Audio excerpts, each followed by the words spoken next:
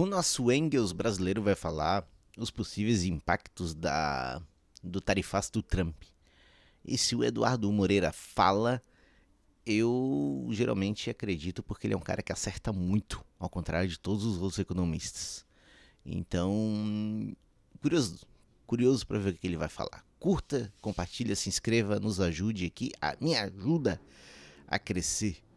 E para mim continuar trazendo sempre conteúdo de qualidade com várias fontes aí que eu venho acompanhando e são pessoas muito inteligentes que eu procuro trazer para esse canal.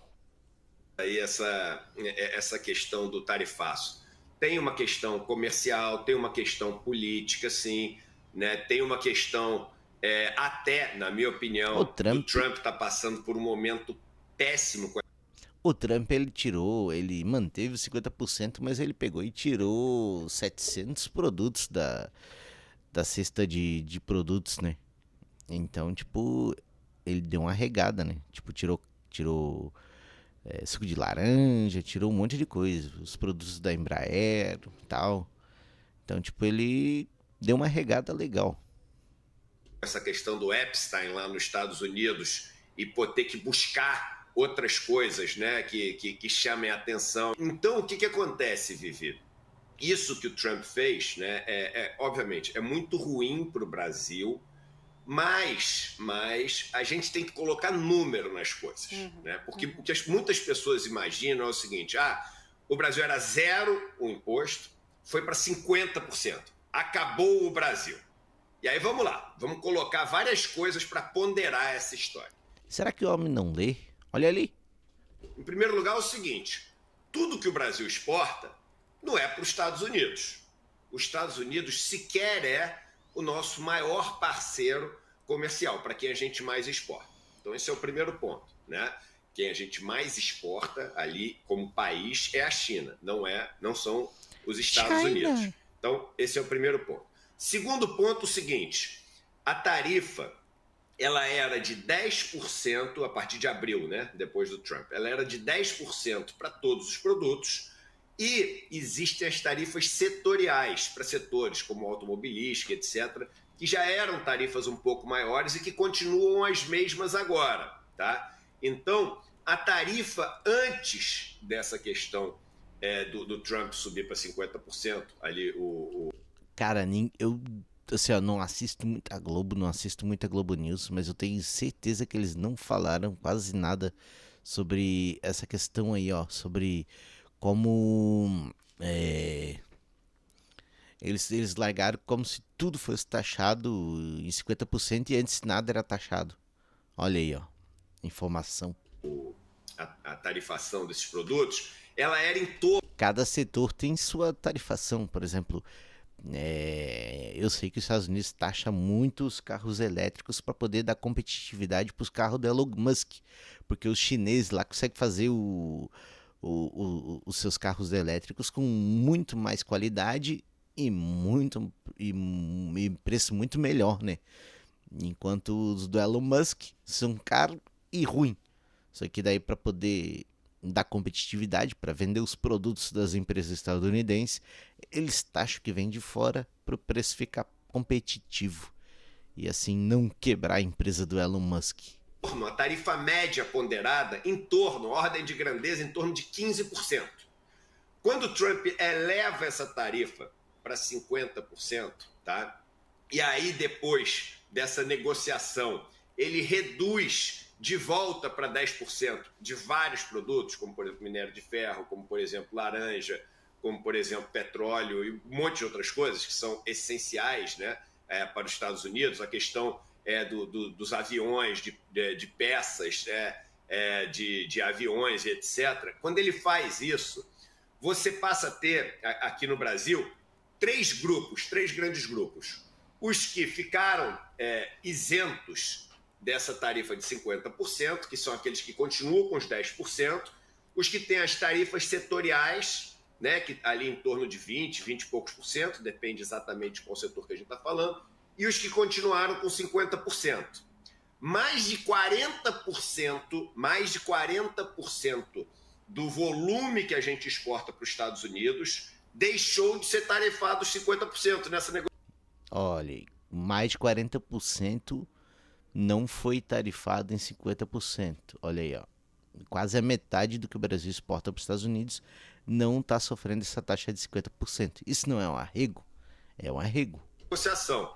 Então a tarifa média agora é de algo em torno de 27%. Tá? É que essa conta é muito no detalhe ali. Mas se você for olhar, o importante para a gente é que são os grandes números. O que mudou nessa situação? Saiu de 15 para 27, a tarifa média. Né? Então a gente está falando de uma tarifa média que subiu um pouco mais do que 10%. É ruim? É péssimo. Até porque tem essa questão de serem vários setores diferentes, e quando a gente pega a média, né, a gente às vezes encobre a situação específica de setores que estão passando um perrengue com essa história. Né? Então, vou dar um exemplo. A minha sogra, ela é sócia de uma fábrica de chapéus aqui no Brasil, né? E eles tinham duas exportações fechadas, dois contratos fechados que foram cancelados, porque eles estão ali nos 50%. Então, tem vários setores que estão realmente passando um perrengue. Mas, no geral, a gente está falando de um país que não é 100% das exportações do Brasil. A gente está falando de uma tarifa que não foi de 0 para 50, foi ali a tarifa média de 15 para 27, podendo baixar desses 27, porque ainda tem vários ali, vários produtos, né, e materiais que estão ainda em negociação. E no final das contas, o impacto que isso pode ter no PIB é 0,1%, 0,2%. É muito. E venhamos e convenhamos, né? Por exemplo, assim, se a carne continuar sendo taxada, talvez eles prefiram não exportar aquela carne e despejar essa carne no mercado interno e baratear o preço para a gente poder comer melhor, comer comida de qualidade. Que a gente sempre procura exportar o que a gente tem de melhor e a gente come o lixo ou tenta importar de outros países que têm uma economia menos complexa que a nossa, né? Então, a curto prazo também vai ser legal que a gente vai ter acesso a produtos melhores que iriam para os Estados Unidos. Café, por exemplo, talvez. Não sei. Pequeno esse impacto. A não ser que eles façam igual fizeram na década de 30, se eu não me engano, no Brasil, que teve a crise lá dos Estados Unidos e eles também cancelaram um monte de importação de café do Brasil. Aí o governo pegou e queimou o café para congelar o preço. Óbvio, isso pode escalar? Pode escalar. Comprou o café dos cafeicultores e queimou. Porque, né, na economia capitalista que estava se estabelecendo, como toda economia capitalista, o que faz sentido na lógica de produção é o valor que aquilo vai ter, não a ideia de atender a população, né, com a sua produção. A lógica é o lucro. Mas pode melhorar também. O jogo está sendo jogado nessa história. E eu acho que nesse jogo que está sendo jogado, o Brasil é um dos que melhor está jogando esse jogo. No sentido de sentar, negociar e assim, firmar a sua soberania. Isso eu acho muito importante. E acho que o Brasil se transformou, depois desse enfrentamento, né, diplomático, político, se transformou na referência para vários outros países que estão vendo o que está acontecendo. Durante a era Vargas, o governo brasileiro, buscando combater os efeitos da crise de 1929, comprou e queimou milhões de sacas de café para reduzir a oferta e tentar manter o preço. Essa medida radical, embora controversa, visava proteger a economia brasileira, que dependia fortemente da exportação de café. Contexto histórico. A quebra da Bolsa de Valores de Nova York de 1929 desencadeou uma crise econômica mundial com forte impacto no Brasil, que era um dos maiores exportadores de café. Excesso de oferta. Com a queda da demanda internacional, o Brasil acumulou grandes estoques de café, levando a uma queda acentuada de preços e ameaçando a economia nacional. Daí o governo interviu, buscando uma solução para a crise, decidiu intervir comprando estoques de café e os queimando. A ideia era para controlar o preço e que se queimaram entre 31 e 44 cerca de 78 milhões de sacas de café, o que equivale a 3 anos de consumo interno. É muito louco, né? A economia, ela não.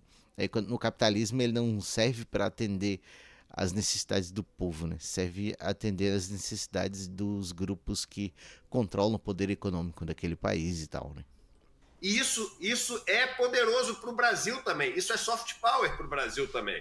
Isso é poderoso para o Brasil até para desenvolver várias outras pontes comerciais com outros países. Então, por exemplo, o que aconteceu? Como o Brasil virou protagonista nessa história, nessa disputa com o Trump, nesse final de semana, você teve que a China já aprovou mais de 100, né, marcas ali de café para poder importar do Brasil. E a gente começa a desenvolver novos caminhos comerciais. Gente, não é exagero dizer que o jogo geopolítico, o jogo comercial do planeta está sendo assim reorganizado para sempre. Para sempre, não é um soluço. Está sendo reorganizado para sempre.